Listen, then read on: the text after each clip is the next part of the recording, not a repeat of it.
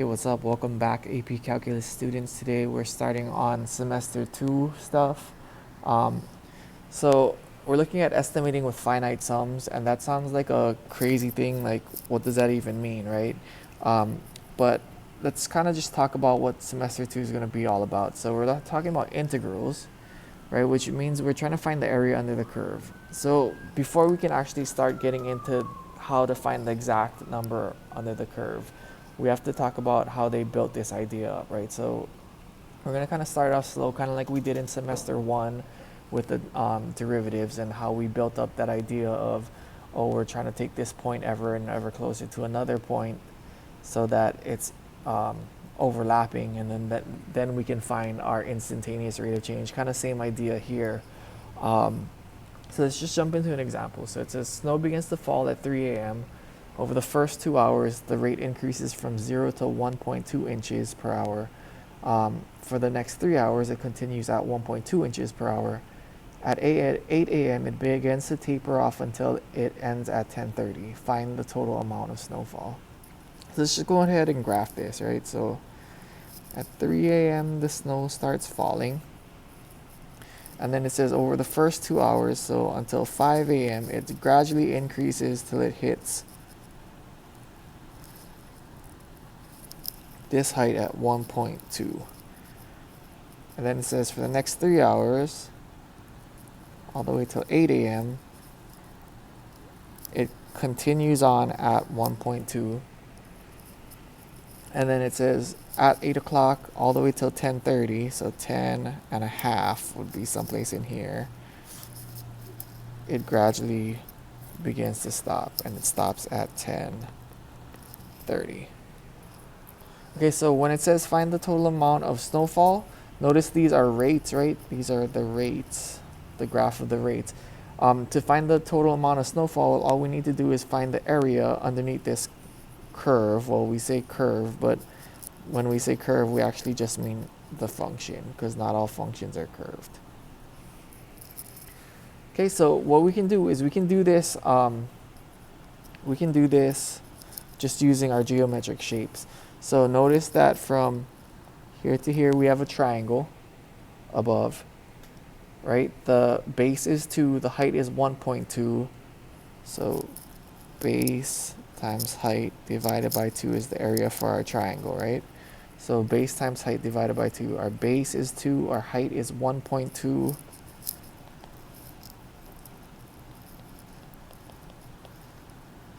And then divided by 2. Right, so this is going to be, well, the 2's are going to cancel. This is going to be 1.2 inches.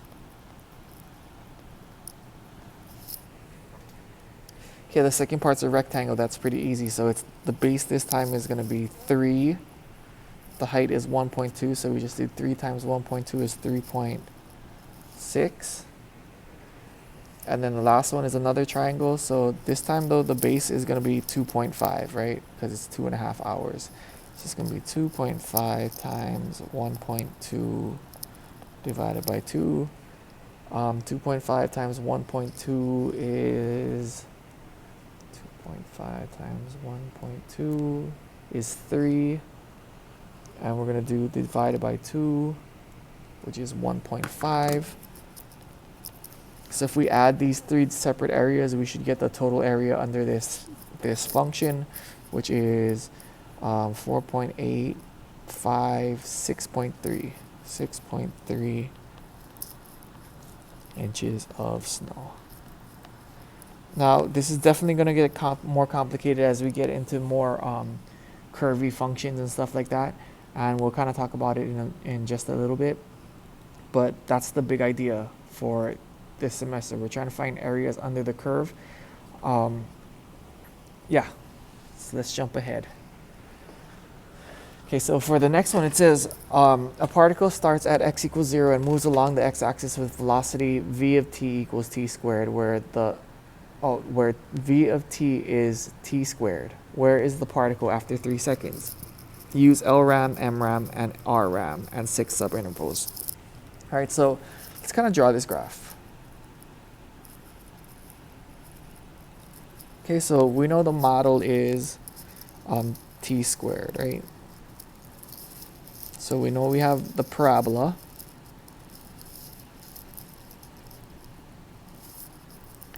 And we're looking at it from 0 seconds to 3 seconds. And we're trying to find the area underneath this curve.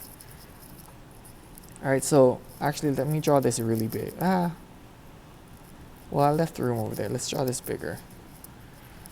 Okay, so we have this curve that looks like a parabola from 0 to 3. And we're trying to find the area between the x-axis and that curve. All right, so it's asking us to use Lram, Mram, and Rram and 6 subintervals. So let's talk about how they're going to estimate this. Okay, so we're going to chop this up into 6 pieces. 1, 2, 3, 4, 5, 6.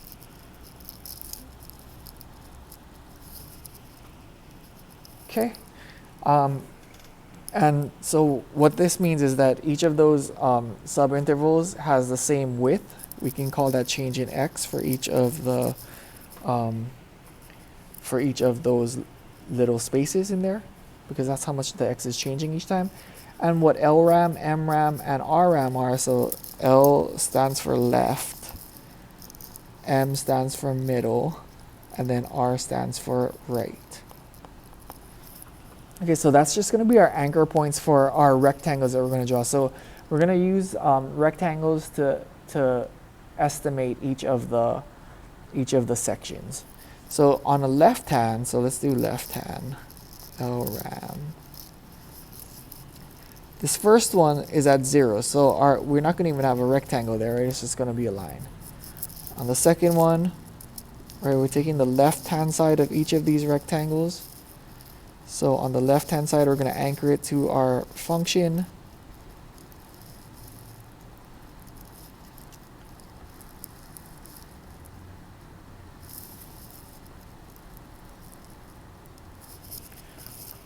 And all we have to do is we need to find the what word am I looking for? We're going to find the sum of the area of all these rectangles. All right, so we can go ahead and do that. Let's do that now. So let's do our Lram because we drew it out. So for our Lram, the first one is going to be, well, let's talk about each of these rectangles. So for each of these, change in x is going to be 0.5. It's going to be a half, right? Because if we add a half, plus a half is 1, plus a half is 1.5, plus another half is 2, plus another half is 2.5, plus another half is 3. So we know that we have the correct change in x. All right, so the height, to find each of these rectangles, we just have to do height times base, right? So our base is going to be 0.5 all the time, right? Because the bottom parts are all the same length. We split it up into equal subintervals. Now heights are going to differ, so we're going to have to change it up a little bit for each calculation, but it's not going to be too bad. So we're taking the left hand side, so that's going to be 0 times 0.5, and then the next rectangle is going to be whatever the function value is at 0.5. So at 0.5 into this function, so 0.5 squared is going to be 0.25 times 0.5 plus the next one at 1, right? This is going to be 1. V of 1 is going to be 1 squared, which is 1 times 0.5. And then we move on to the next one. This is going to be at 1.5. So 1.5 squared is 2.25 2.25 times 0.5, and then at 2 that's going to be 4 times 0.5, and then at the last one here it's going to be 2.5 squared, which is 6.25. times 0.5. So we just add all these up. Another way to think about this is we can just take this as the subinterval 0.5 and then just add up all the left hands. So we just can say 0 plus 0.25 plus 1 plus 2.25 plus 4 plus 6.25, right? Because each of them has that 0.5 in it. We can just distribute it out technically. All right, so let's go calculate this. 0.5 parentheses 0 plus 0.25 plus 1 plus 2.25 plus 4 plus 6.25 close parentheses is 6.875. Now, if you look at this graph, there's all this space in here, right, underneath the curve. So this is going to be an underestimate because all the rectangles are actually below the curve. We're missing spaces in between there. So the value we get here, 6.875, is not the exact answer for sure, but it's also an underestimate. It's below the actual answer. Okay, let's continue this idea with the Mram and the Rram.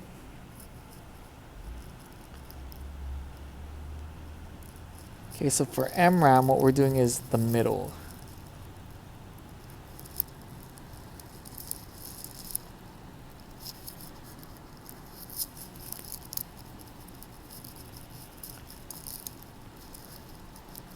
Let's split this up into 6 subintervals again. This time, though, we're anchoring our points in the middle, which means that we're going to get it right in here and right in there. So we're looking for the very middle of the interval. Sorry, let's move this over a little bit.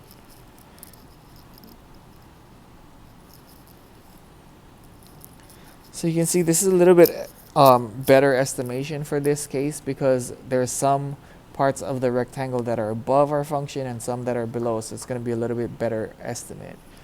The only tricky part is now we have to find the middles. So let's go ahead and do Mram. And then we can do the same idea as we did last time where we set it up so that the change in x is outside. So let's just say that the change in x here is 0.5 again, right? Because the subintervals are the same. This time though, when we're taking our values, so like if we look in here, we have to take the midpoint between each of the ends of our subintervals. So the first one we're going to be taking is between 0 and 0.5, so that's going to be 0.25. And we're going to have to put that into our function. So 0.25 squared is 0.0625. 0.0625. And then we're going to have to take the middle here between 0.5 and 1. So that's 0.75 squared. 5.625. And then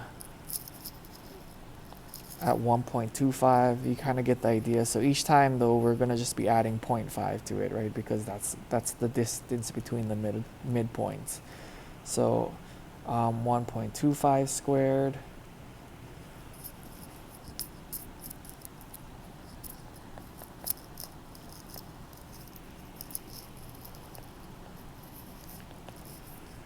and then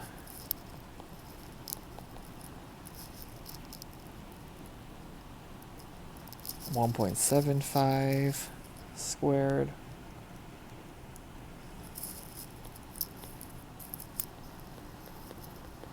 and then the last one would be 2.75 squared. Wait, what am I doing here? Did I mess it up? 0.75, 1.25, Oh, this one should be 1.75, sorry. 0.25. Oh, 2.25 is the one we missed. So 2.25 squared 50625. And then finally 2.75. 2.75 squared 7.5625. All right. So let's go ahead and punch these into our calculators.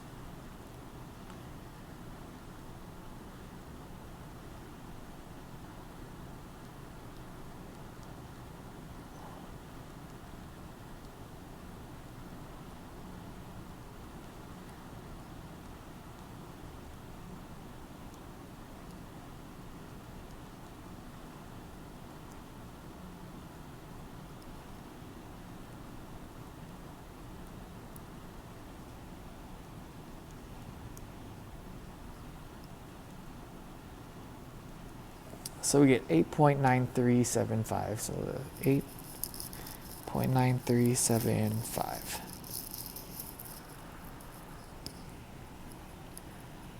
Okay, so like we said, this is probably a better estimate because there's some pieces above and some pieces below. And let's move on to the right. The Rram.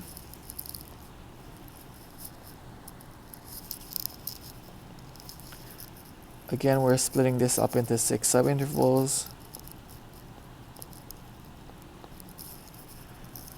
This time though, we're anchoring to the right hand side. So we're not gonna start on the first one. We're gonna go to the right hand side of that interval, go up to the function and over.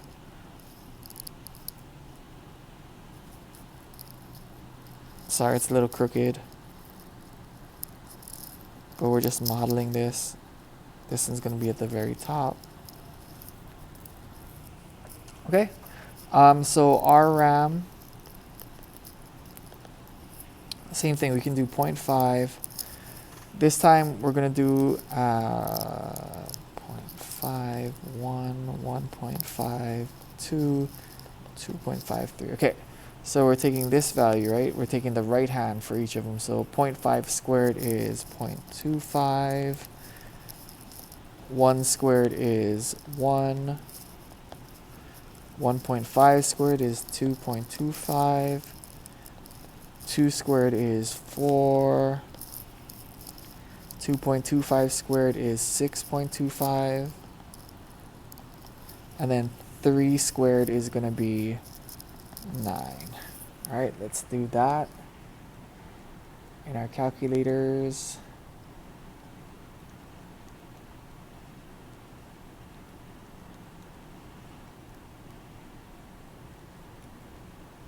And we get 11.375. Okay, so again, looking at overestimates, underestimates, notice that all these ones are overestimates. Well, each rectangle has more space than is below the function. So this is going to be an overestimate. Right, so the best way to do it is using midpoints technically, usually, because that'll give you the best estimate, because we're not going to have an overestimate or underestimate. Generally, it's going to be about the same. It's going to be pretty close. But once we start getting into integrals and the definite integral, we're going to do infinitely many rectangles under the curve, and that's going to give us our exact answer. So we're kind of working up to that point. All right, so let's look at another way we can use these LRAMs and RRAMs to estimate, not necessarily given a function and not separating into sub-intervals. Okay, so for this one, we're looking at a model train and it says it travels along a track. Estimate the distance using LRAM and RRAM. Okay, so notice again, we're starting with a rate, right? This is velocity in inches per second. And then we have the time on the left-hand side. So we're going from this rate back to the total distance, right? So we're finding the area in the curve to figure out our distance. So using Lram, what we're going to do is we're going to start at the very first one. And really, because our change in x is always 1, right? Our change in t in this case is always 1. Then we just have to do times 1 outside, which is just like adding the whole thing. So we're going to add all the way, but be careful because we're doing the left-hand side. We're not going to include the very last one. Right, we're going to do 1, 2, 3, 4, 5, 6, 7, 8. Am I missing one here? 1, 2, 3, 4, 5, 6, 7, 8, 9 subintervals. Oh, anyways, yeah, let's just go ahead and do it. So all we're doing is adding the velocity. So 12, 22, 10, 5, 13, 11, 6, 2, 6, and that's it, right? We're not including the last one. Okay, so let's add those up and times by 1, which we really don't have to do. 12 plus 22 plus 10 plus 5 plus 13 plus 11 plus 6 plus 2 plus 6 gives us 87 inches. Okay, and then for our right,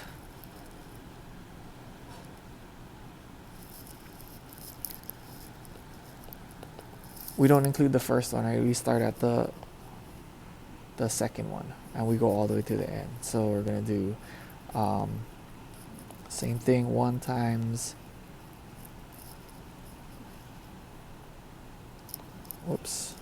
12, 22, 10, 5, 13, 11, 6, 2, 6, 0,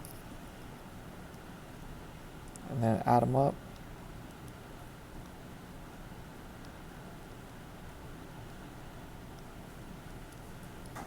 Which is 81. Oh no, 87. I forgot a 6 there. Plus 6, which is also 87. And that makes sense, right? Because in both cases we had a 0 at the end, so it didn't change our sums. Okay, I guess that's it for today. Just practice your RAMs, your LRAM, MRAM, RRAM.